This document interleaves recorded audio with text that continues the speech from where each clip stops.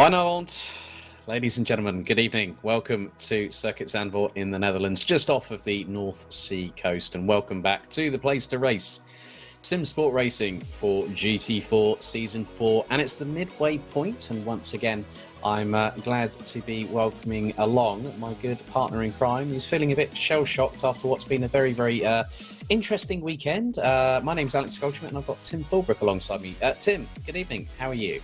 Good evening, Alex. Yes, I'm doing well, thank you. Yeah, as you mentioned, a little bit tired from a busy weekend of sim racing, but like you say, the midpoint of the season, it's kind of wrong and right in equal measure. It seems strange to say that. We've had so much racing action in the 2 rounds already, but I also feel like we're only just getting started in this GT4 season. Yeah, because in a week's time we head to the second half of it. We head to Italy after this one, to Misano, Paul Ricard for the 10th of February, and then the final round will be at the Hungaroring on the 17th of February 2021. So realistically, there's a lot happening, as always, with GT4 here on Simsport Racing. We have a reverse top 15 after each 45-minute sprint race. So let's have a look at the standings so far after the first 2 rounds. So you can see that Zolder, we saw that Steve Haley was the driver that literally got the jump on everybody, along with Drifter, so Sideways Stephen Haley, as we more commonly know him. Dave Hedges, who would like you to like and subscribe to this video, as normally his Mercedes will have it on the side of it. He was second. Aaron Walker, our Season 1 champion, was third. The current points leader, Luca Burke, was in 4th place, ahead of Miles Dixon. Dave Marshall was given a 1-place grid penalty post-race, dropping him from 5th to 6th, ahead of Alex Buncombe. With Lucas Zentalis in 8th, ahead of Jenson Button, with Zeugas Tovilavicius in 10th, rounding out the top 10. Michael Haffenden from HF Impala rounds out the top 11, ahead of Gavin Utley. John Monroe, who had a spirited drive from the back of the grid at Zolder last time out. Regan Mitchell in 14th, and Daniel Handover rounding out the top 15 positions. So Luca Burke has a lead in the 87 Porsche, 192 points ahead of Season 1 champion Aaron Walker. Stephen Haley on 168, just 8 points adrift, so a pair of McLarens definitely bringing the fight to the Porsche here in Season 4, ahead of Dave Hedges. Dave Marshall, Jenson Button rounds out the top 6 ahead of Aidan Bro. Miles Dixon, Karolis Sipavicius, who is the defending and reigning Season 3 champion. Tovilavicius, Yannick Muller, who's always speedy when he gets things going the right way, but it's been a bit of a difficult order for the number 143 Apex Motorsport Chevrolet. Angus Martin, the second of the HF Impala cars, is actually the leading HF Impala, the 863 Chevy, down in 12th, ahead of Charlie Crossland. Stain Passpont and Lucas Zentalis round out the top 15 positions, and then we go to the Season 4 Championship table. Zansho 3 leads the way by just 18 points ahead of Simsport Racing. Zansho 1 a further 20 points behind, and they are just 2 points ahead of 1001 Racing by Simcoach 101. HF Impala, who were vice champions in Season 2, if memory serves me correctly. I'm sure that Tim will tell me otherwise. Yes, you are correct there, Alex. Indeed. I'm glad that my memory's still good at my age. Fun Q, the 2 Ginettas, they're on 182 points. Then it's a tie between Apex Motorsport and Dunn Motorsport on 168 points.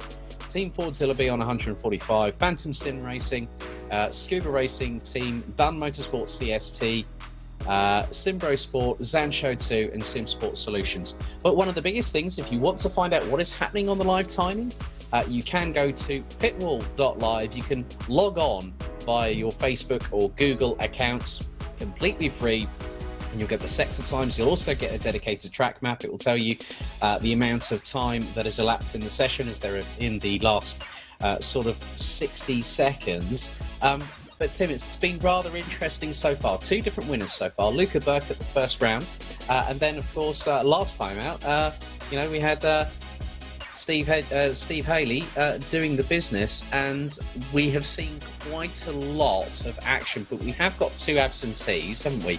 Pietro Fittipaldi not with us this evening, and we do understand that Steve Priaulx is otherwise indisposed. He's he's definitely not smarting over the fact that he got a little tap from behind from a certain Mr. Jenson Button, which caused a domino effect. But we've still got quite a lot of cars on the grid tonight, haven't we? Yes, and Steve did assure us that wasn't the reason he was choosing to sit out tonight's event. But yeah, a lot of cars, and again, an old school track like Zandvoort, it's really going to be heating up very quickly. And like you say, Alex, about 2 very exciting races so far. It's been mixed results for those who want to establish themselves at the top of the championship order. Luca Burke having a fantastic run at Imola, and then less luck in a tight and twisty battle at Zolder. But Aaron Walker, I think, really is the man who tonight we could keep an eye on. His championship could come down to whether he can bag a good result tonight from a difficult starting position at Zandvoort. Very much the case. So let's have a look at the starting order. Top 15 are reversed. So starting from pole position is we've got Daniel Handover. So it's effectively the reverse of what you see. So Regan Mitchell will line up alongside him on the front row. Then it's John Monroe and Gavin Utley. Michael Hafferden and Zyugas Tovilavicius. Then it's Jenson Button and Alex Buncombe in the Rocket Esports Porsches on row 4, with Lucas Sentalis and Dave Marshall running out the top 10. Then it's Miles Dixon and points leader Luca Burke, with Aaron Walker, Dave Hedges and Stephen Haley running out the top 15. Stain Passport in 16th ahead of Matt Webb, Adam Isalovic, Karolis Sipavicius and Aidan Bro rounds out the top 20. Angus Martin in 21st ahead of Yannick Muller, Aaron Martin Pilkington, Ollie Gill, Mark Raddenbury, Sebastian de Tolenera, Ibrahim Khan, Colin Dunn, Niall Schlitter, Michael O'Brien, Mark Neutelings, then you've got Simon Wilkes, Charlie Crossland, Gerard DeBar, Kieran Vidago, Ross McGregor, Cameron Fife, Will Dendy, and then you've got Denise Pope and Sebastian Priaulx. So I'm just keeping my eyes. I'm not too sure if I think maybe that Michael O'Brien is the other driver that I might be considering that is not on the grid, as he is on the server. Thank you very much to our broadcast director, as always, Mike. I was just about to say, and we are with Kieran Vidago. So many of the drivers actually deciding to stream. So there are quite a few of them throughout the community that do that. A lot of the drivers that are on tonight, Aidan Bro, I am aware, he's streaming via Twitch as well. Good evening to Frankie Helliwell, and saying good luck to Cameron Fife, and Robster Racing saying good luck to Dave Marshall. And Zandvoort, Tim, a track that I visited myself personally when Mike Rockenfeller took the 2013 DTM title, when Augusto Farfus, his nearest championship rival, won that race. But it is a track that has a lot of history, having been opened back on the 7th of August 1948, and there's there's a lot of people saying that John Hugenholtz was credited with the design of the track, but he was involved as the chairman of the Dutch Auto Racing Club before becoming the first track director in 1949. It has a lot of history here, doesn't it? Definitely, and it's a track that certainly, even in the modern day, reflects that history. You could kind of put it alongside the likes of Brands Hatch and certainly Zolder, where we visited last week, where the margins for error are very small and very characteristic of those old school circuits.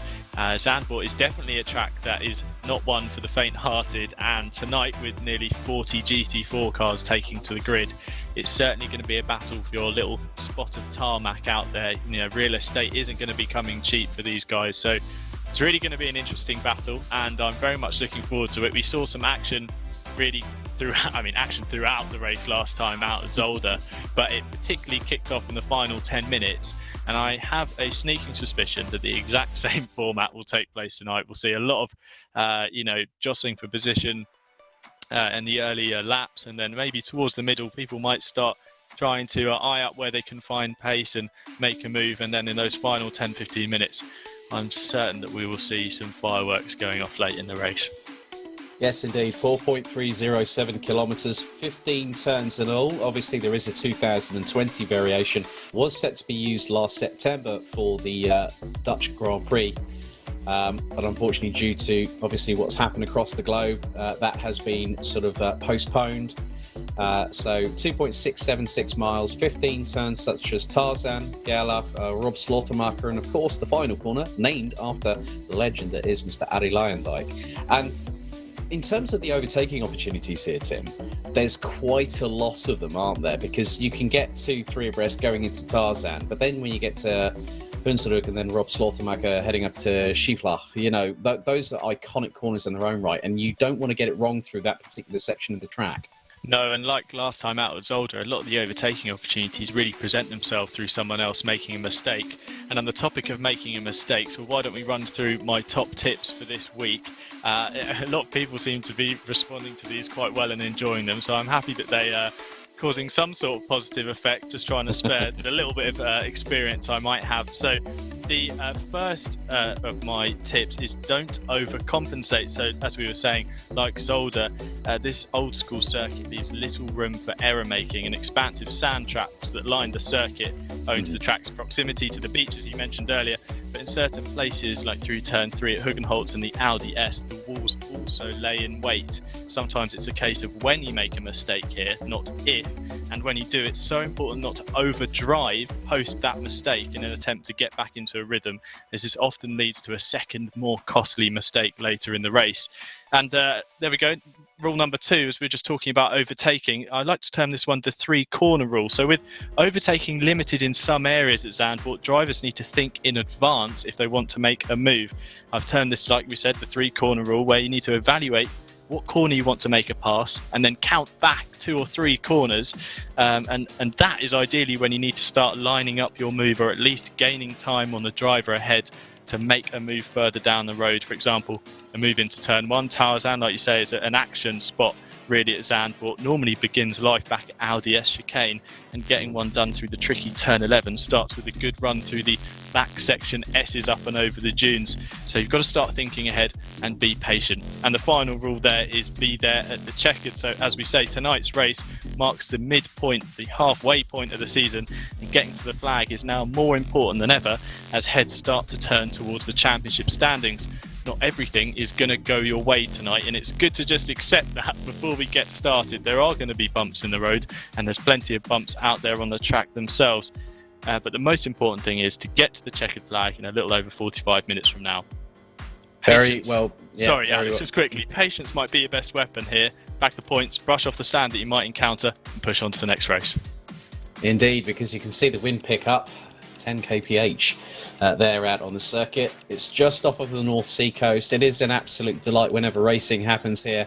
TCR Europe, ADAC GT Masters, DTM amongst others. It has also in previous seasons also hosted the Formula One Grand Prix, and also when the circuit was originally founded in its previous layout from 1948 to 1989, the lap record was held by Alain Prost in the McLaren Tag Formula One car in 1985, a 1 minute 16.538. We're going to be about 30 seconds off of that pace in these GT4 cars, as we're less than 60 seconds to get things underway with the official formation lap.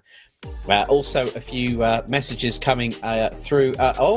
Mr. Proudly has decided to do a bit of spectating as well. Good evening to my good partner in crime, who will be rejoining me for the upcoming midway point of the GT3 Season 5 campaign we've got going on. That will be on the 7th of February at Autodromo Enzo Dino Ferrari at Imola, a 60-minute sprint race.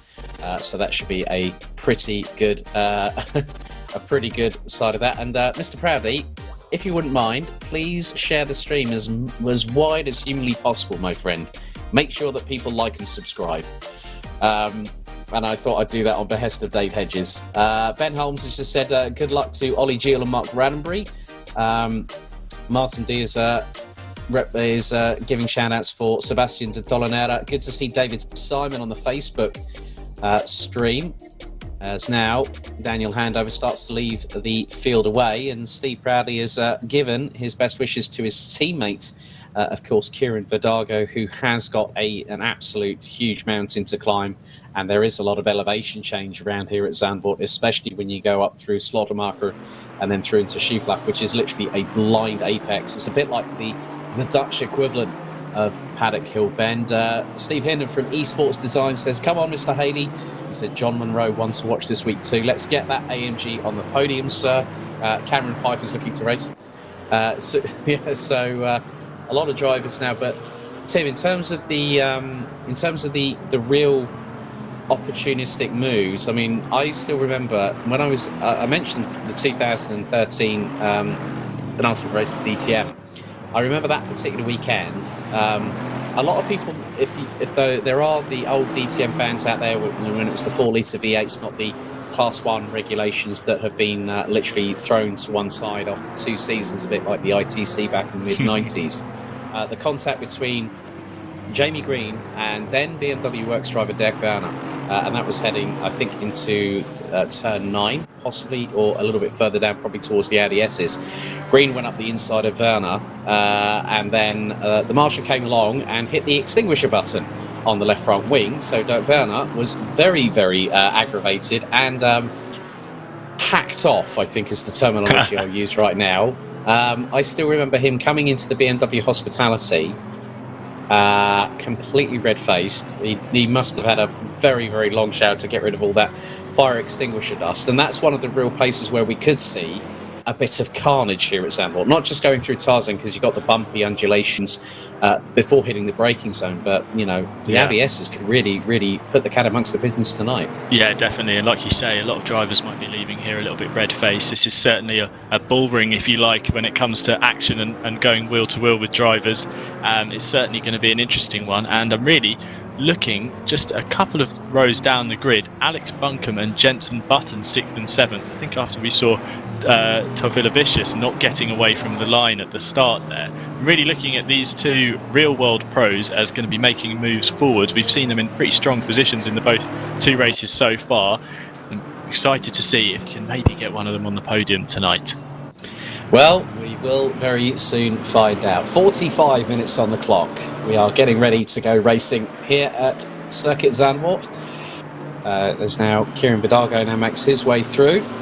And you can see on the main point of his screen exactly where he's been told to stay in terms of the formation. So the radar system on Assetto Corsa Competizione tells the competitors where they need to line up, as now we are getting ready. Ladies and gentlemen, are we ready? Are we steady? Let's go green, green, green here at Zandvoort, as now it's the rundown to Tarzan for the first time. Munro getting into the slipstream behind Handover as Regan Mitchell gets one sent up the inside, does he, by Gavin Utley, but then Mitchell round the outside of Handover. Munro trying to slot in behind as they go through the first couple of corners, but Handover getting a great start. It looks like Angus Walker, I think, has made up a few places, as it is nearly 3 abreast towards the back part of the field. The 2 Simpro Sport Camaros nearly come together, and there are a couple of drivers off already. One of the McLarens says, one of the Zansho cars has had a little bit of a turnaround, and Kieran Vidago has managed to negotiate his way all through that trouble as they head through Schieflach for the first time, with Handover leading Mitchell at the moment. What a fantastic start that was. It seemed pretty orderly, but a little bit of bumping and banging from Jenson Button and Alex Buncombe. They're really not letting Michael Haffenden actually get one over on them. So they've managed to already gain a couple of positions, but at the front, a nice defensive start from Handover to hold off Mitchell, who was looking round the outside. So we've got Dave Hedges further back in the Mercedes going side by side through turns 10 and 11. Can he hold it round the outside of Dave Marshall? Not quite, sorry. That was Webb there, actually. So yeah, a really surprisingly clean start, despite from that little bumping and barging at turn 3. Yeah, it looks like Alex Buncombe's actually got a drive-through penalty. That means he would have been out of position at the start, so automatically you get pinged for that. And what tends to happen on Assetto Corsa Competizione, you have 3 laps to serve that drive-through. It is automatically done through by the system software, as that's one of the McLarens. That's Steve Haley trying to get his way past one of the Well, Buncombe serving his penalty. Buncombe's gone into pit lane. I was just going to say, is he going to let Button go and maybe help his teammate and friend out? But no, he's dived to pit lane as soon as he had the penalty. So that's probably the wise decision. Get out of any drama nice and early and see if you can pick your way up the field with just under 43 minutes to go. Yeah, indeed, that is the case. We go on board with Regan Mitchell in the number 69 Simsport Racing McLaren 570S GT4. Daniel Handover started from pole position, and for the first 2 and a bit minutes he is still leading the number 43 Aston Martin, followed by the number 224 Mercedes AMG GT4 of John Munro. Then Gavin Utley started fourth. He's remained in fourth at the moment. Jenson Button in P5, the points leader Luca Burke in sixth, ahead of Haffenden Walker. Zentalis up to ninth, ahead of Dave Marshall in the number 33 Porsche, who rounds out the top 10. And you can just see how much these drivers are really having to work behind the wheel. As we now go back to Stephen Haley, it's actually behind the number 67 of Matt Webb, and then just up ahead of them looks to be Miles Dixon, with Dave Hedges rounding out the top 11. And there is Jenson Button. He's got past Luca Burke in the 87, so Button up to P4, and Utley looking to go up the inside of the 87. Takes a little bit too much curb there, but Button was very, very neat and composed there, wasn't he, going through the Audi S's, Tim? Yeah, very clean move, looked very nice indeed. And we've got to say, look at Burke and Walker already up the order. That's crucial for the championship battle to see those two already within the top 8. I'm expecting them to move forward indeed, but Gavin Utley doing a nice job in 6th, holding his position pretty well off the start, only losing out to Burke and Button on that second lap. But really, this is starting to file down now into the single line that you can expect to find around much of the Zandvoort lap. Stephen Haley, though, just trying to have a little bit of a look up the inside of the car in front as we cut back to Sebastian de Tolenera. And it's 3 wide at points down here into Tarzan, managing to just about get it all sorted. Bit of a tap from behind that might leave him with some rear damage that he might have to carry for the rest of the race. But here we go, look at that snake already forming. This is further down the order. Poor old Alex Buncombe right at the back of the shot there has got a long way to go. Well, not just him, Sebastian Priaulx's got a drive-through penalty as well for his troubles, so he's all the way down in around about 36th position. Colin Dunn is the, according to the timing screens, is down the order as well, and Ollie Geel down in, the 18, Janetta down in the pit lane. Tovila Vicious also, I think, is not showing. Yeah, Tovila Vicious, can't really see him circulating at all, so we're down to 37 runners and riders. Adam Misalovic trying to get an upper hand on Yannick Muller. The pair goes side by side as we've got 5 minutes nearly completed in this 45-minute sprint race, but Isalovic using the sheer grunt of the Mercedes, but then the sheer grunt of GM's finest, the Chevrolet Camaro of Yannick Muller, goes back up the inside to retake 19th position. And what's more, the 750 of Mark Raddenbury just behind them, and then you've got Angus Martin in 22nd position.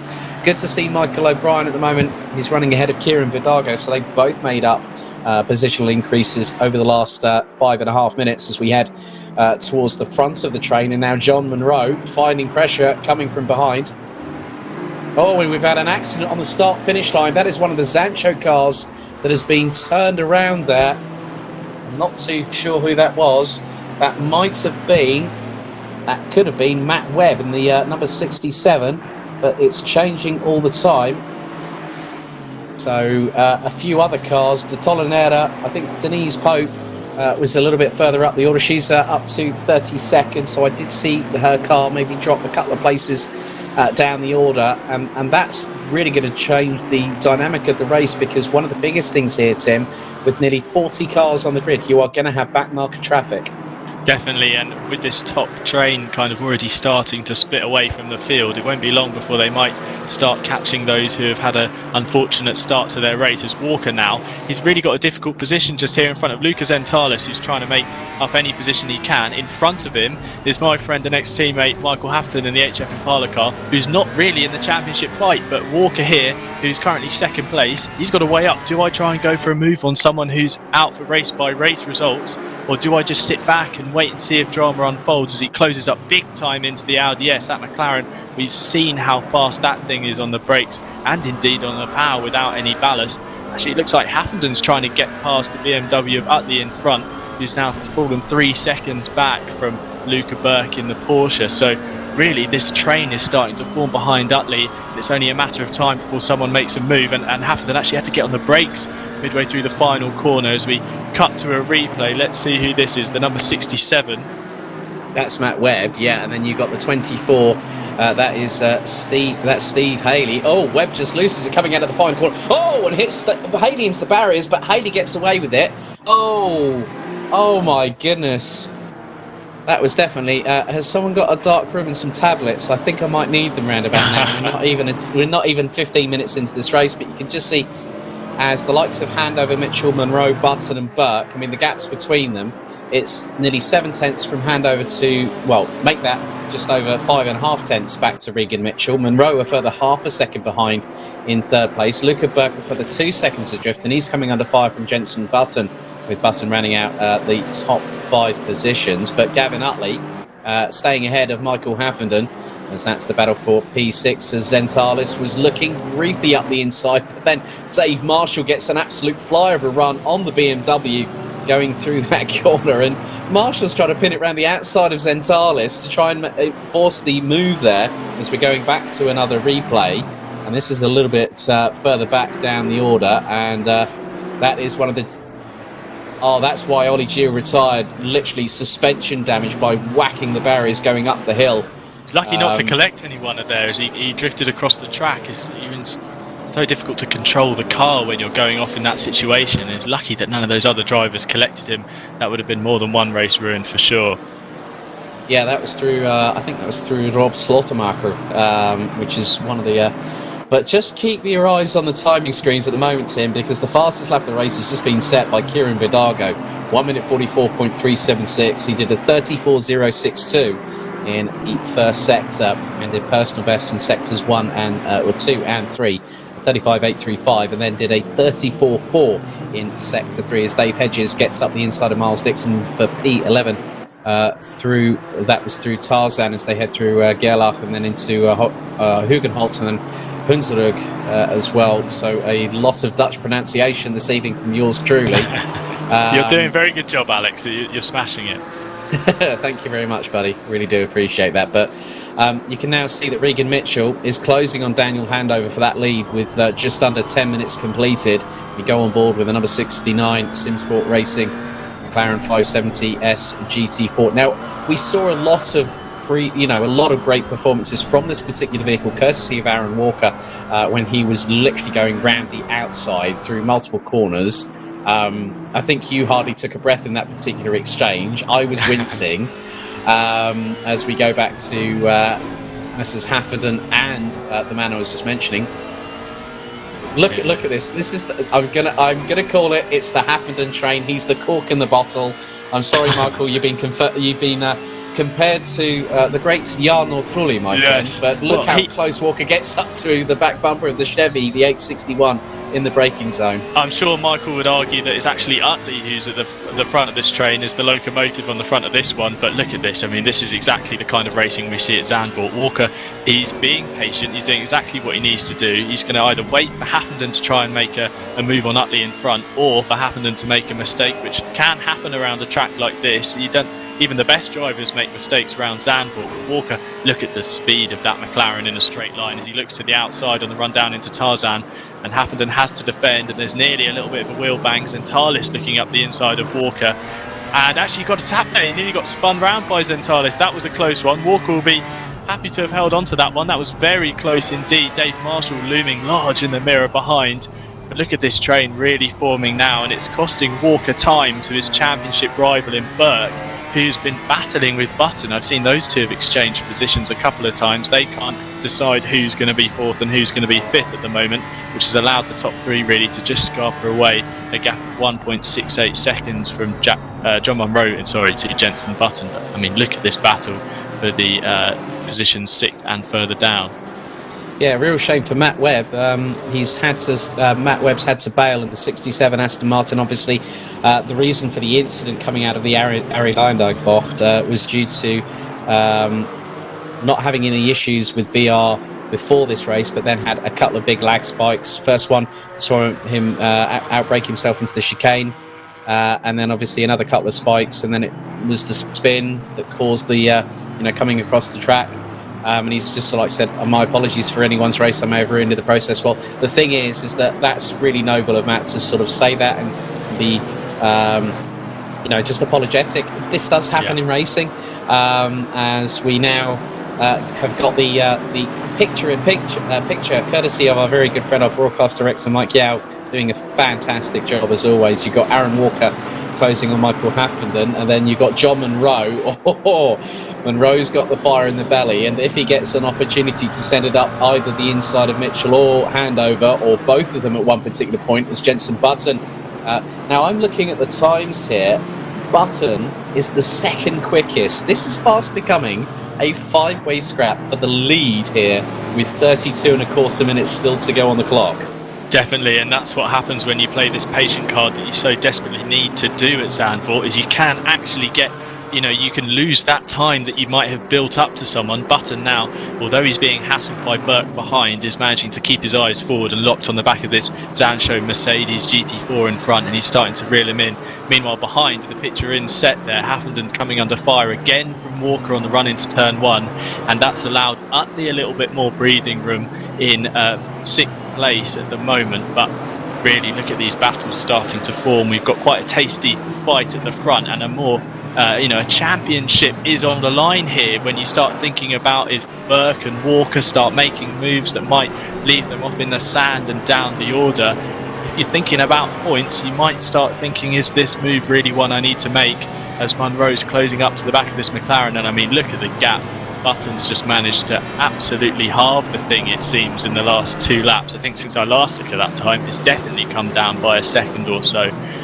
It's really starting to close up, and like you say, 5 for the lead at the moment. Yeah, Jenson Button was actually about 2 seconds behind. The gap's now gone to, it's been decimated by 1.3. Well, make it less than that. I think it's going to be under half a second as they come across the line, because Button's just put in a 1:44.814. He's the quickest out of the top 5, just over half a tenth quicker than Luca Burke. You can now see that gap is 5.5 tenths between Monroe and Button, and in many respects this is going to do one of two things. This is going to give an opportunity for the two, so Button and Burke, and it could also give an opportunity to Daniel Handover, because all he needs to do is just wait to see what happens behind. He's just got to have the blinkers on like a primed racehorse. Just look forward, not look behind him. Okay, have the occasional glance in the mirrors, but make sure he's nailing his apex points, he's hitting the braking zones at the right point, and also turning the car in, and more importantly, getting the traction coming out of the corners. And at the moment, after, we're on lap number 9, Daniel Handover doing a very good job, as Luca Burke goes fastest in sector 3 on that last lap, as we're about to hit double digits very, very soon in about a lap and a half's time. Definitely one of those things you wish you could do, is almost turn the mirror off. The worst thing you can do is sit and look at it. You get so distracted worrying about what's going on behind you. Handover seems to be doing the job though, focusing on the track in front of him, and now as the cars behind seem to clump together and start maybe looking for a move, he's going to start finding himself with a little bit more breathing space. In fact, the real question now is, can Button carry that momentum that's seen him gain to this top trio, and can he keep moving forwards? That's the real question for the next half an hour of this GT4 sprint race. Yeah, it looks like Stijn Pasmont lost out to Yannick Muller on position, and Aidan Bro trying to get past. Not just him, but also Stijn Pasmont's teammate at Fun Q, Aaron Martin Pilkington, as Bro goes a little bit wide coming out of the final corner. 28 minutes and 53 seconds still to go, as you can just see how close everything is. Bro might be losing out of position. That is the case to Aaron Martin Pilkington. And when you look at it, in many respects, that Aidan Bro started down in 20th position, so he has made places. And at the moment, Aidan Bro is currently 6th in the championship, 18 points behind Jenson Button, who is going to do his championship hopes here in season 4. No end of assistance, because you look at it, 134 do, 192 for Luca Burke. The good thing is that this could really put Jenson Button into the championship fight. And as I mentioned Alain Prost once in this broadcast, so I'm going to mention it again. His nickname was Le Professeur, which meant that he was consistent, he calculated. And Jenson's very much of that same sort of ethos of thought, wouldn't you say? Definitely, he's very measured. He will take the opportunity when it presents himself. More often than not, he's got a high conversion rate on getting the job done. But as you were just chatting there, Alex, I was watching the inset camera here, and our leader, Daniel Handover, made a bit of mistake out on the back section of the track, which has allowed Mitchell just to edge a little bit closer. But it looks like Handover's managed to get his act together for the final sector and edge that gap back out again. Really, you've got this fantastic battle for the important positions. You've got this podium fight at the front. You've got this middle pack with Walker, Haffenden, Zentalis, Marshall. It's kind of a championship fight going on in there. Some important positions to be gained for Walker. And then back here to this fight for 15th place with the likes of Yannick Muller, Stein Passpont, Aaron Martin Pilkington and Aidan Bro, who after a disappointing race last time out at Zolder is really going to be wanting to get to that 15th, that golden spot, reverse grid pole for the next race. So some interesting battles forming, and with 27 minutes to go, I'm pretty sure none of them are going to be decided just yet. Well, at the moment, you remember that we saw that Alex Buncombe got a drive-through penalty on lap 1 through the start phase. Well, Buncombe now up into P25 and is about 10 seconds behind Ross Mcgregor, who has been a bit under the weather as of late. Wasn't able to join us at the recent GT3 race this past Sunday. But, moment for Regan Mitchell. That allowed John Monroe to go like a rat up a drain pipe past him for second position. Oh, Zentalis. A moment for Walker. Oh, Haffenden, Zentalis. Oh, and Dave Hedges has literally been like the Cheshire cat that's got the cream, and he's got up the inside. Oh, my goodness me. There was a hell of an exchange there. So Haffenden got caught out, Zentalis got caught out, Walker was thrown amidst the tumbleweeds, and that is just showing how closely fought these battles are here at Zandvoort.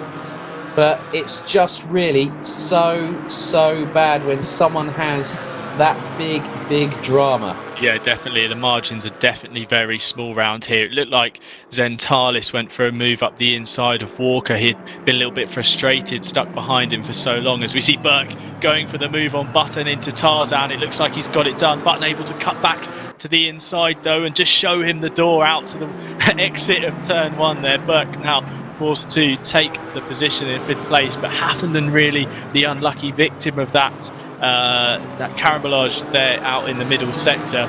Walker getting biffed around as well, losing a couple of positions. But I mean, poor old Michael Haffenden, he was doing such a fantastic job in 7th place, really keeping it amongst the big guns here, and now tumbling down the order, 23rd position. That's really unfortunate for him. Right, well, the wind has picked up ever so slightly. It was 10 kph at the start of the race. It's now 13 kilometres an hour. Track temperature, 25 degrees Celsius. A lot of sunshine with the cloud. We're going to see this replay now. Now there was a tap between. That was Zentalis tapping around Haffenden. Aidan Bro completely unsighted. Steve Haley gets through. Aaron Walker, I think, gets one of his 9 cat lives taken away from him there quite unceremoniously.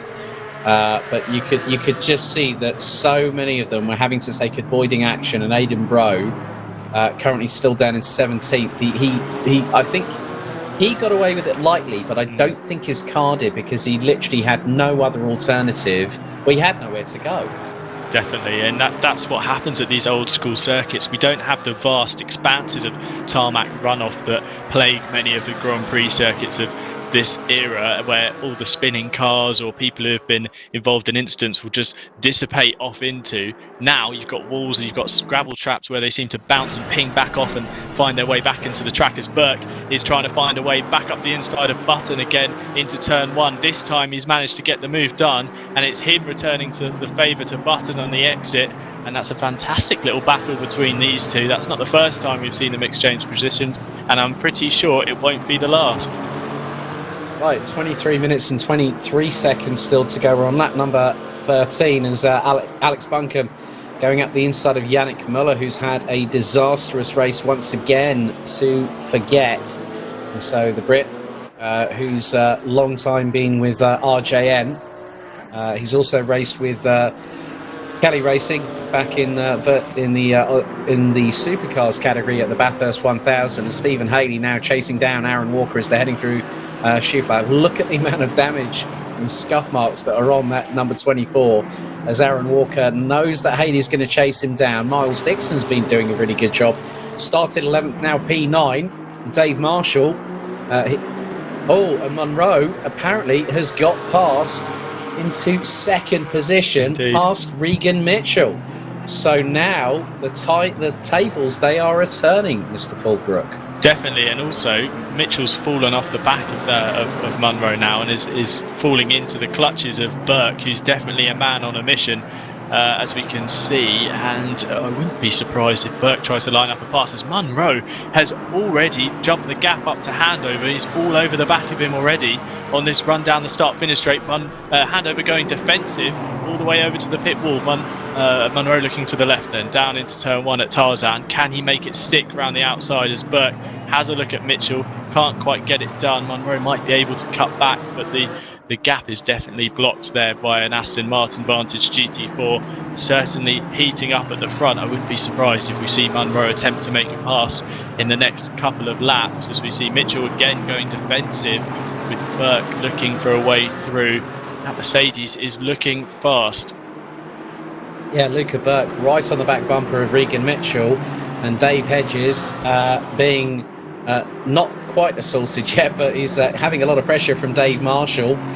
And if you want to know where Dave Hedges is on the track, you just look out for the rear bumper on that Mercedes. It'll have his surname front and centre on it as Dave Marshall. Oh! Now, was there a little bit of a touch, or did Hedges just lose it? But that allowed Miles Dixon to get into the fray. A lot of damage on that Mercedes, but how in God's green earth did Dave Hedges hang on to that one?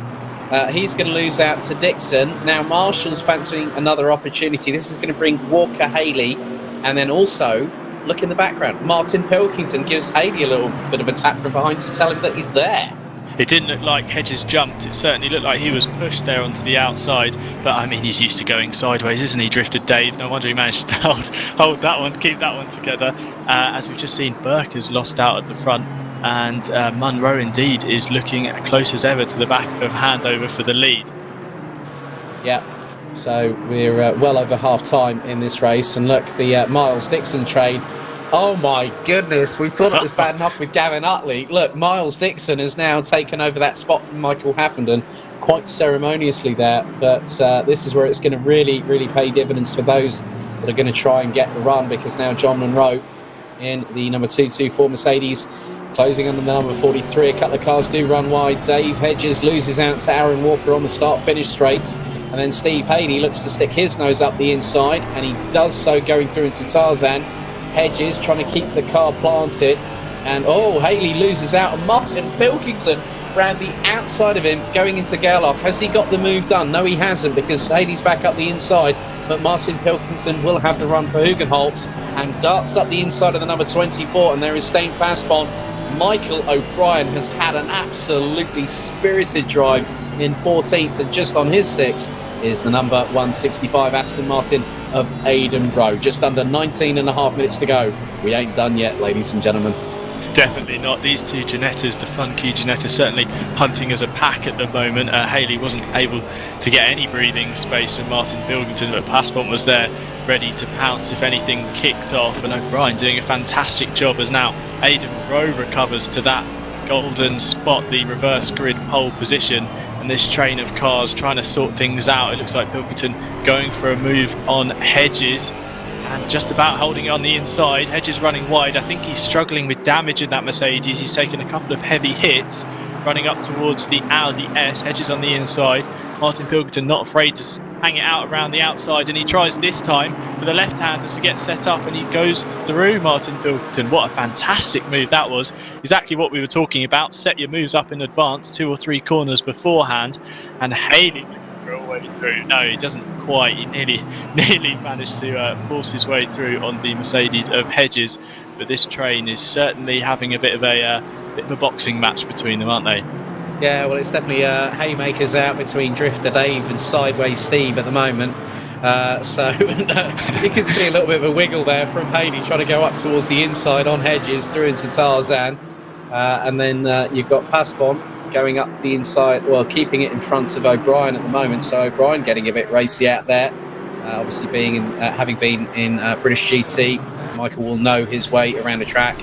And you can see there that there was a little bit of a doorway opening for Stain Pasbon through on the inside of Steve Haley.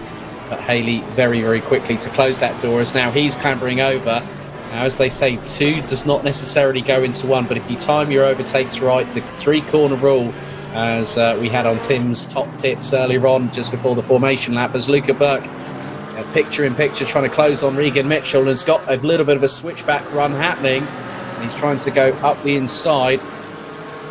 So that was very, very close, but Luca Burke, current points leader, not letting him get away. Jenson Button just waiting, biding his time, because if these two come together, Button has got a run at the podium for what will be the first time this season.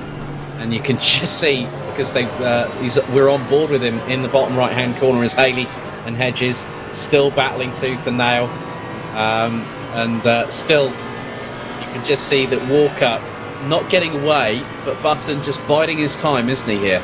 Definitely. I mean, Button's probably experienced now with this little fight he's been having with Burke. He knows that Burke probably is not giving any spare square inch of tarmac out here on Zandvoort circuit. So I reckon Button's biding his time, waiting for Burke to make that move, make him jump, make him see if he can force the door open with Regan Mitchell, and Button might pull a touring car-esque move and just follow him through and use the freed up real estate caused by a bit of drama in front. But it was really interesting to see actually Button. He's dropped off a little bit, giving that kind of safe margin, that safe space between the two cars, just in case something happens. Really measured driving from the 2009 Formula 1 World Champion in his third race as part of the Simsport GT4 season. Yeah, I mean, as now Burke tries to go up the inside of Regan Mitchell again, and he's got the move done, the points leader up into P3. Mitchell not wanting to get away, but then Button seizes his opportunity, as the old Latin saying goes, carpe diem, and Button keeping it round the outside. That's brave, and it's very bravest, and that's the kind of craftsmanship you would expect to see from the man that with Brawn GP secured the Formula 1 2009 title, but he got so close there. And also, for those wondering what other titles he secured, he also took with Honda Team Kunimitsu back in 2018 the Super GT 500 crown. So Button still very racy, even on esports, with what we've seen in the race All-Stars, the All-Star Series and the Legends Trophy. But Button's got a really, really good run on Regan Mitchell. He got an absolutely brilliant run coming out of the Ari Lyondike corner, but I think he's still a couple of corners away, I fear, Tim. Yeah. Well, a couple of laps away, I think, more than likely, if he can get the run on the McLaren, because that McLaren's got some pure pace, even if it is a wounded animal. And definitely, and I think whilst we've been watching this, correct me if I'm wrong, but Munro looks to have made the move on handover for the lead. I'm not quite sure when that happened. It seemed like all the action was kicking off behind, and he's managed to sneak through and take the lead of the race overall. But Button is looking fantastic in this position. He was looking for a way past Haley, and this McLaren, we've seen how quick it is in a straight line, and I think just really on that run between the hairpin where Button was trying to go round the outside and the Audi S chicane, Mitchell was just able to pull away the legs on that McLaren 570S, taking it away from the Porsche 718 Cayman GT4. As Button now looks to the inside on the screen on your bottom right, he just manages to get the move done. Haley, not taking it lying down, is trying to fight back and trying to get a nice run out of here, turn 11 on the run up towards the Audi S, but I think Button's just got enough of a margin, as it looks like Burke is now closing on that handover for second place. Aidan Brono up to 15, so he's in the hot seat for the reverse grid pole. Yeah, we go back on board with Kieran Vidago, currently in and Vidago. Now, the thing is that many people might say, well, if they get into 15th position, is it guaranteed?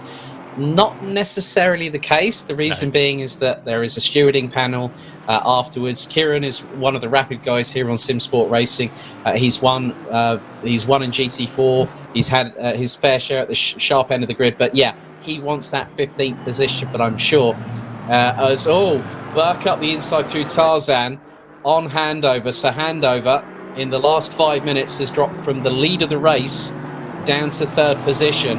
And I'm going to say this, I'm going to quote what Jorge Villar has said. Jenson wants the podium. You're absolutely spot on there, because now Button is not that far behind handover. And when you look at the lap times, handover did a 1:49.966. Button did a 1:45.513. So I think the pendulum is very much swinging in the favour of a Mr. Button, Tim. Definitely, and he's been able to carry that momentum that saw him bridge the gap to the podium fight. He's managed to hold on to it. It's there, ready really to use at his advantage. That pace deficit really that we're seeing handover have is starting to show its place as Munro makes the way through. Handover's likely to maybe come under pressure from Button, Mitchell behind. There's a nice healthy gap though back to Gavin Utley in 6th, so this top 5 really have the boxing ring all to themselves. So I wouldn't be surprised to see some more moves made as we cut back to Will Dendy, who's trying to make a move on one of the other Zansho cars in front. That's Ross McGregor, who's one of the quick drivers in GT3 and turning his trade to GT4. And Dendy looking up the inside and manages to always shows the door to McGregor there. And McGregor loses out to Raddenbury, and Haffenden now waiting in the wings to make a position up as well after being punted earlier on. Wow, what a battle. I'm pretty sure the stewards might be having a little word with him. It wasn't a car's width battle. And the team boss, yeah. Yes, indeed. Yeah, Ed from Zansho will definitely be having a debrief with those two drivers after the race, I can guarantee you that much. But you look at it from this perspective, Will Dendy started all the way down the order. He started in around 37th, 38th position. Ross McGregor started in the top 35. So these drivers have made up at least 15 positions. As I just saw that Hedges had Haley dart to the left-hand side heading into Tarzan to try and cut back and get the momentum with just under 11 minutes to go.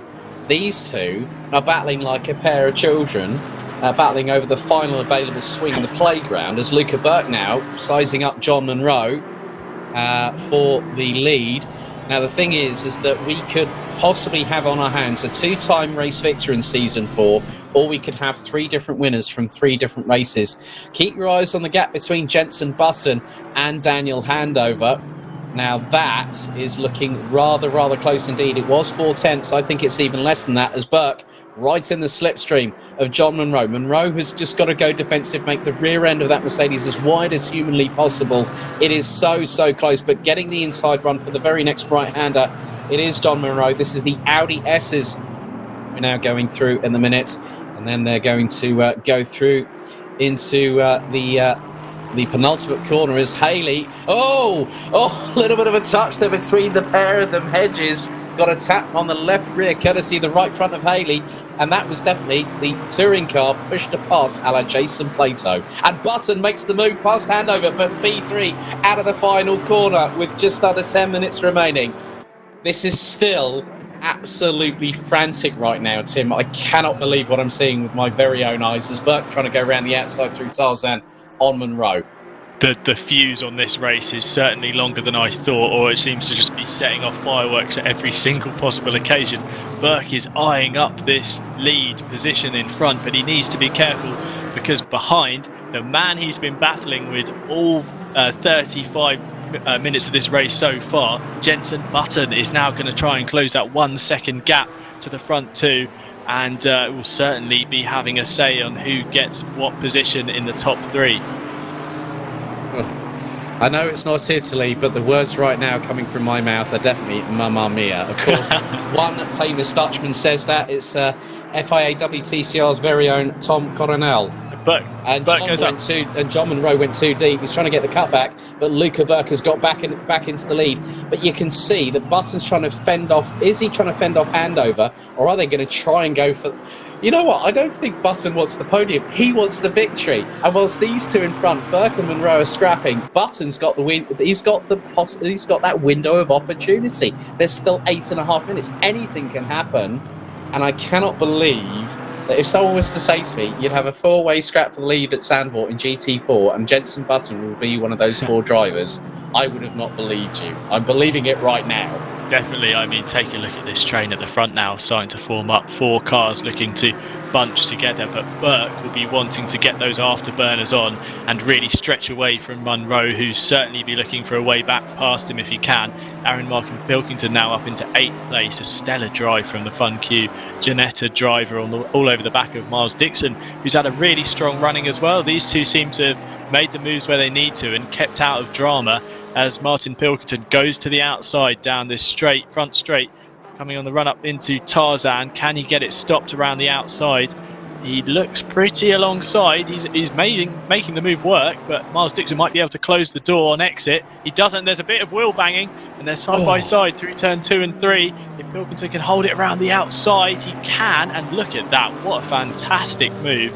And wow, another position gain for Martin Pilkington. But the Janetta certainly showing some battle scars now with 7 minutes to go.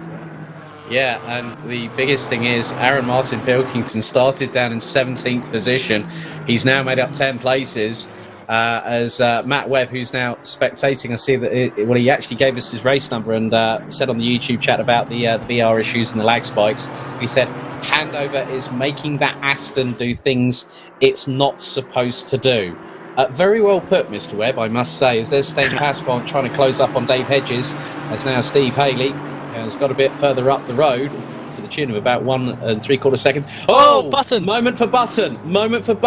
What on earth happened there? Was there a tag?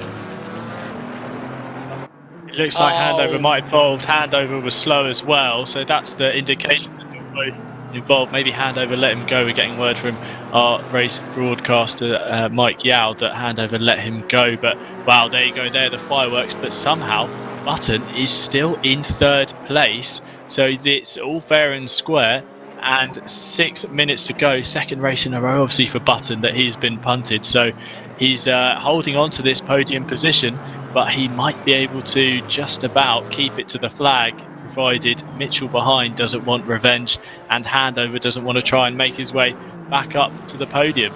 I'm really feeling sorry for Ed from Zansho, because he's got a big team debrief coming, and I think there's going to be a few opinions raised after tonight. But yeah, I think I've just been told that Handover might get his P45 in the post by email. You never know. But the thing is that when you're absolutely battling away, these things do happen. Jorge Villa said earlier on in the chat, rubbing is racing. That is very, very true. It's very tight and technical, but still to be you know what this has also gifted the opportunity for here, Tim, is the fact that now let's go to the replay first. Okay, so Button is closing on Monroe, Handover's also closing, and I think this might be a possibility where it's an outbreak. Yeah, look, yeah, dear. Outbreak going into the outbraked himself going to the ADSs. I don't think he judged it fully and just went into the back of Jenson Button, and then there's Regan Mitchell to pick up the pieces. So Handover drops from 4th to 5th as a result of that. It is a mistake, you know, when you're pushing like crazy for 40 plus minutes. You know, there's going to be the lactic acid build-up. You might get a slip in concentration, and that caught out Daniel Handover, and Jenson Button, luckily enough, got away with that one, but not scot-free. No, but it was good to see the sportsmanship between them. Yeah. Handover very willing to hold his hand up and say that was my mistake, and the stewards looked favourably upon that as he pulled over off the racing line, slowed down, and despite losing a position, look, worst case scenario is you get a penalty and you fall even back down the order, even further. So fantastic stuff from both of them. Handover holding his hand up and saying, yeah, I made the mistake, as he goes a bit wide there trying to look for a way back past Regan Mitchell, but Yeah, it's certainly one of those late race mistakes that often creep in when you've been battling so hard for so long. And Handover, who was leading for an early, quite a sizable portion of the race, probably a bit upset with himself to make a mistake like that after such a strong showing early on. Yeah, very much the case. Good to hear from Aidan Millward as well. If you no longer go for a gap, well, there wasn't a gap there that Daniel needed to go for, I'm afraid. But yeah, I think it's just the case that these drivers just pushing like crazy.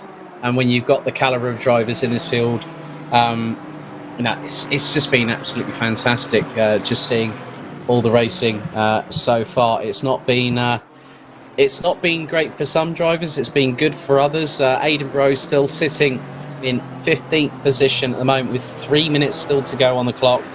Kieran Vidago is about just over 0.4 of a second away from him in what is 16th position. So he's effectively in the danger zone as we see a little bit of a run wide there from Michael O'Brien, just up ahead of Aidan Bro. And Michael O'Brien actually he's just flashed at Stain Passpont as if to say, oh mate, out my way, I'm coming through. And definitely. The thing is that this will put him, if Michael finishes in 12th position and that result stands, he will be on the outside of row 2 for the next round at Misano in a week's time. As now Handover trying to put it around the outside of Mitchell through Tarzan, lights up one of the tyres going round the outside in the process. As I think we are now effectively on the penultimate lap of the race with about 2.25 minutes still to go. And you can just see it's absolutely kicking off at the back, because now Kieran Vidago going side by side with Aidan Bro onto the approach into Tarzan. Bro holds on for the minute. That definitely would have been Vidago's target starting this race. Can I get up to that hot seat in P15 and get the pole for the next race? As it looks like one of the cars skating through the grass there, but Vidago, a man on a mission. He's got that Aston Martin in front. He's going to be looking for a way past, and there's a slow car on the left side. That's Miles Dixon, I think, going slowly. He's dropping down the order. I wonder if he's run out of fuel with over a minute and a half to go. That'll be heart-wrenching for Dixon. He's done such a fantastic job as we jump back to the front. Handover looking for a way past Mitchell, still trying to get this move done, and he's really hanging that Aston Martin out, trying to get this move made with 1.5 minutes to go. It's life left in this one, Alex, with a matter of seconds remaining.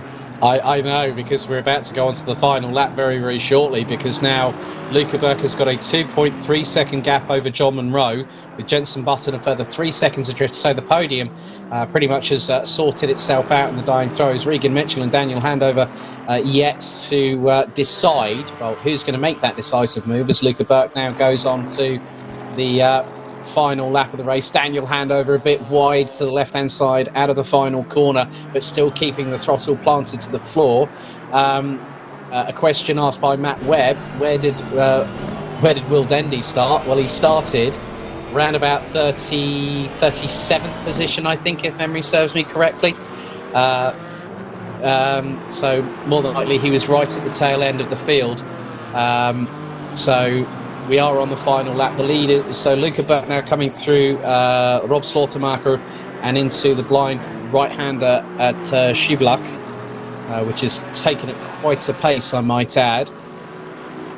So this has really sorted out everything, but we're going to now see behind hedges there's Passpont, O'Brien, Bro, Vidago now in P15. So fantastic. That has really changed everything as the timer strikes 0. Luca Burke coming through turn 10 as we speak, and then we'll have the final run down to the Audi S's. And at the moment it's Burke, Munro, Button, Mitchell, Handover, Utley, Martin Pilkington up from 17th to 7th, Marshall, Walker, Haley, Hedges, Passpont, O'Brien, Bro, Vidago, Hendy, Haffenden, McGregor, Isalovic, Muller rounding out the top 20. But there are just 2 more corners to be negotiated. Make that 1 more now as heading through the Arie Luyendyk-bocht, the number 87 of Luca Burke from Zansho Simsport comes out of the final corner after 26 laps and takes the checkered flag to take his 2nd victory of the season. John Munro takes 2nd ahead of Jenson Button in the number 22, with Button taking his first podium And Aidan Bro, in the last gasp, has just taken 2 positions. He's gotten himself up to, 13th place, as Mitchell takes 4th, Handover in 5th, Dave Marshall takes 6th, Gavin Utley 7th ahead of Aaron Martin Pilkington, Aaron Walker in 9th, Steve Haley, Dave Hedges, Stain Paspon, Aidan Bro in 13th, Kieran Vidago in 14th position. And it looks like, hang on a second, I've just seen that Michael O'Brien has got the checkered in 15th position. Wow. Well, my goodness me. Will Dendy, what a drive from him. He was literally from 37th. That's 21 places gained. He finishes P16 as we've got Denise Pope. Finally, good to see this lady get to the finish. She'll finish down in 30th position behind the likes of Gerard de Bar, Sebastian Totolinera and Niall Schleter. But Denise Pope will finish her first race with us here at Simsport Racing after the house being flooded. The Sims now all set up upstairs in the house in Kettering, and here she comes. Great to see her cross the line, but what a race here this evening. I cannot believe it. It's 3 from 3, isn't it, Alex? 3 different winners, but also three absolutely... No. Sorry. No, Luca Burke second. Yeah, Luca Burke second. Stephen Haley was the only other driver that has done that. And well, it's 3 from 3 cracking races anyway, should we say that? That's still 3 from 3. Yes, indeed. But just for a bit of a refresher, reference the calendar left. I mean, if Zandvoort was anything to go by, I wonder what Misano is going to be like in a week's time for round 4. Then we've got Le Castellet Paul Ricard, that's the penultimate round of the season, and then the Hungaroring, that's the 10th and the 17th of February. Obviously, we've got our halfway point of the GT3 Season 5 campaign set to take place on the Sunday after round 3 of Season 4 of GT4, which will take place at Misano. That will be at Imola for the GT3s, and that'll be a 60-minute race. But I cannot believe that race, we just had everything in it. I thought Zolder was crazy. Zandvoort. You know, they say that sometimes the Dutch are crazy. This circuit was absolutely maniacal tonight. It certainly offered up the goods, didn't it? I mean, we were looking at battles for the lead, we were looking at battles for the mid-pack, and even for that pole position, and undoubtedly even further down the order there was fantastic battles for the lower positions, which everyone here at Simsport enjoys. Every position is worth fighting for, and it's normally a hard and fair fight, which is exactly what we saw again tonight. A fantastic drive from Burke. That's going to pay massive dividends towards his championship battle with Aaron Walker, who was caught up in that drama mid-race with Zentalis and Happenden, that saw him drop back down the order to, I think he ended up finishing just on the lower reaches of the top 10, but a win, and compared to top 10 for Walker, that's really going to see that points difference push out between the two as we head into round 4 of 6 next time. Yeah, so I'm going to now head down to the interview booth and have a chat with a couple of drivers. So I'll be back with you in just a moment, Tim. Well, sure thing.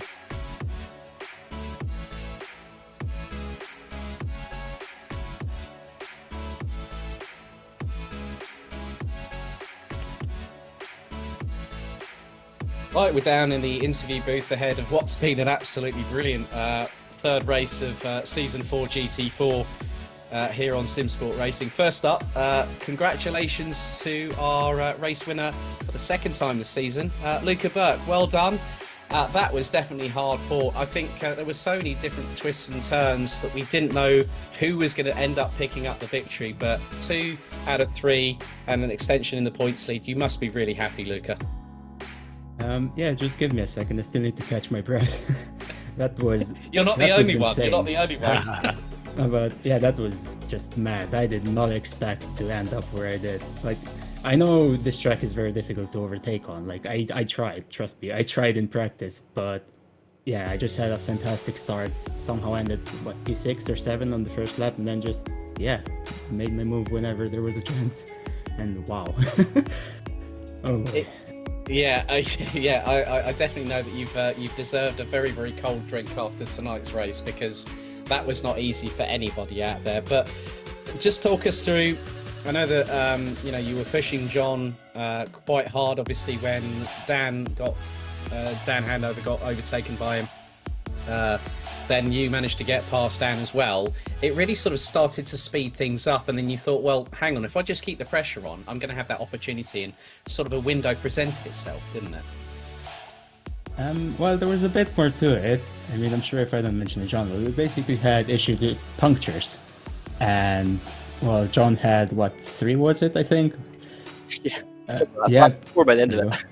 Oh, even 4. And I was on 2 as well, but yeah, it made a big difference, I think. So just caught up really quick then and made the move when it came along.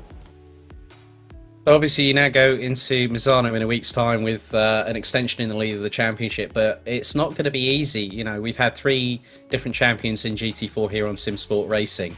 It's going to get even tougher at Misano, Ricard, and then Hungaroring over the next 3 weeks. What are your thoughts about sort of just constantly keep pushing and just go for the W, and if it's even a top 3, the consistency will still be there to keep you in the hunt for the championship, I would imagine. Is that right? Yeah, just try to climb up as far as I can, really. Just get as many points back then, because you never know when something goes wrong.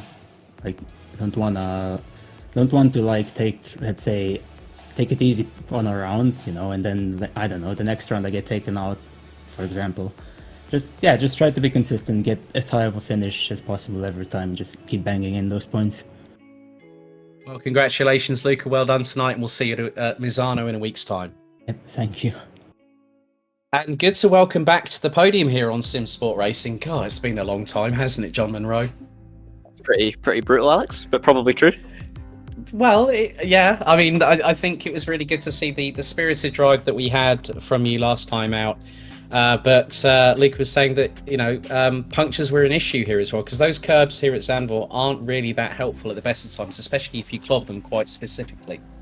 Yeah, I mean, they were an issue, but to be fair, I think I had a couple of punctures by the halfway point, but then Luca got a couple as well, and it's the same for everyone, So yeah, it was a great race. I think it was a great example of what the reverse grid can do as well, because at the start I felt like I had slightly stronger pace than the 2 in front of me, and I was just looking after my tyres. I could not overtake Mitchell in the McLaren for the life of me, because he was so quick in a straight line.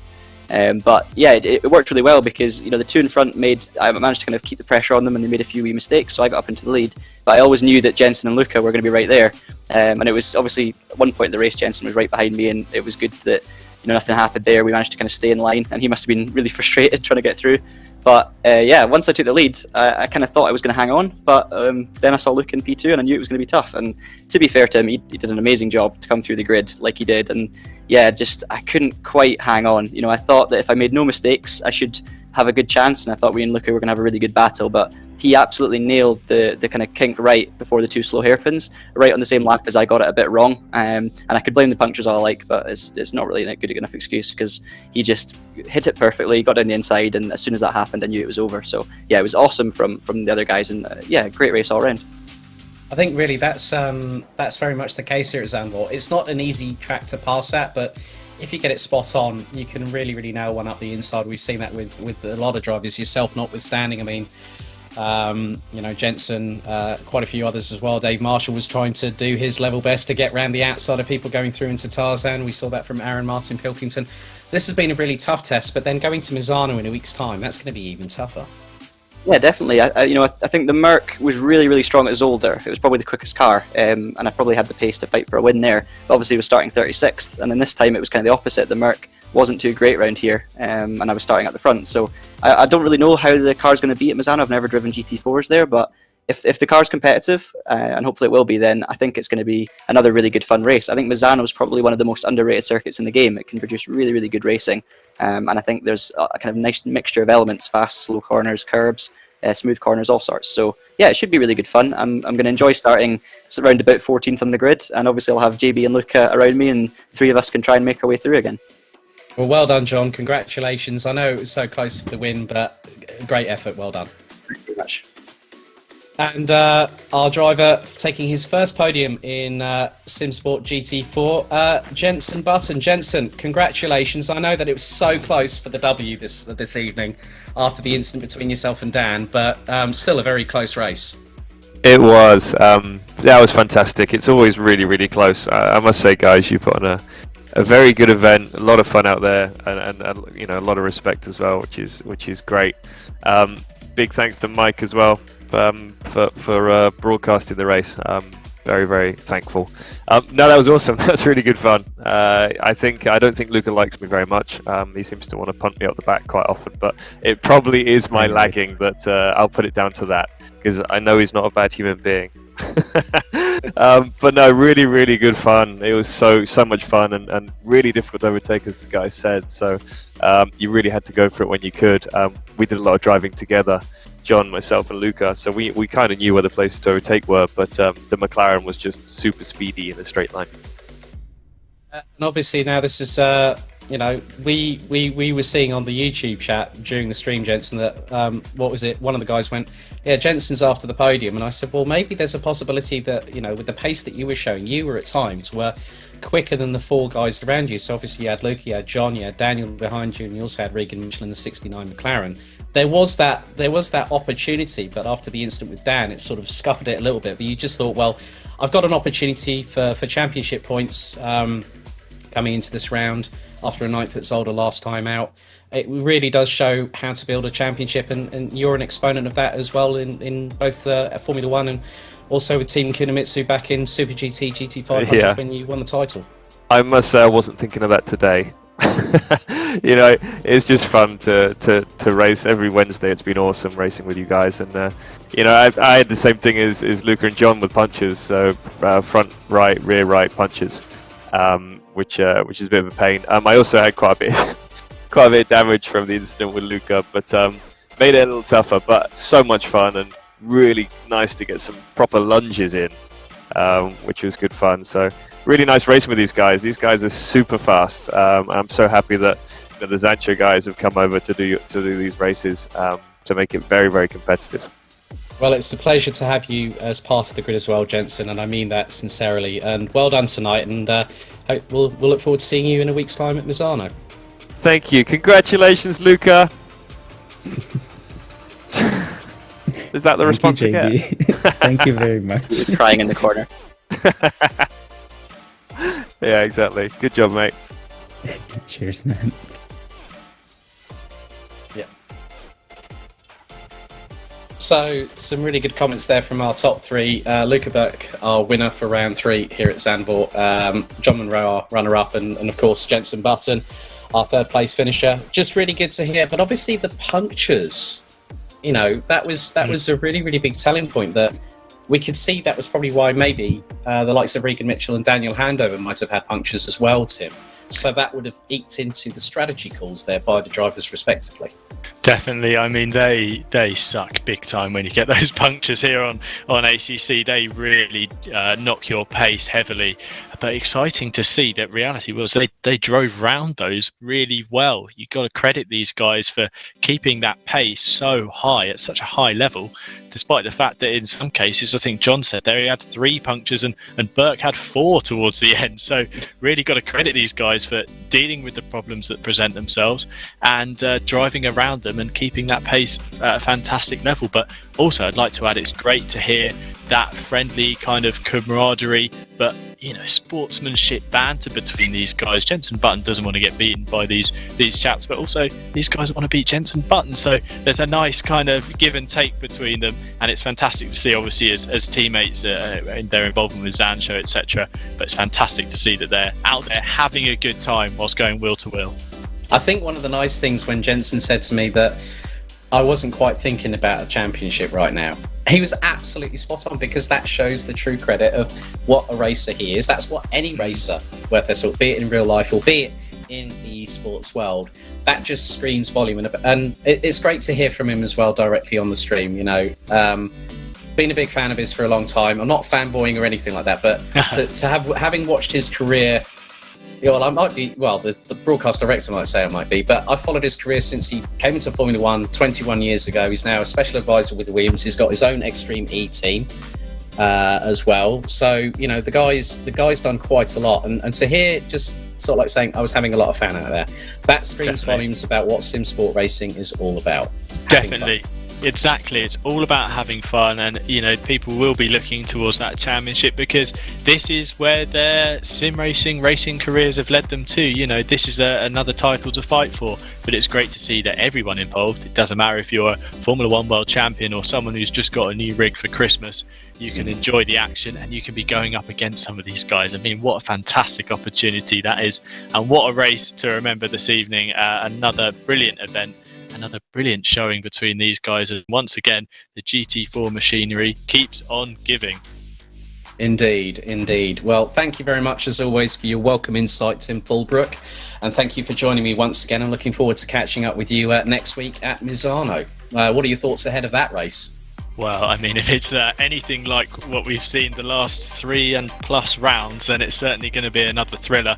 But a very different style of circuit, a more modern one, flatter curves, and some very fast, open, sweeping corners. There's also that space for multiple line action, side by sides, 3 wides, 4 wides.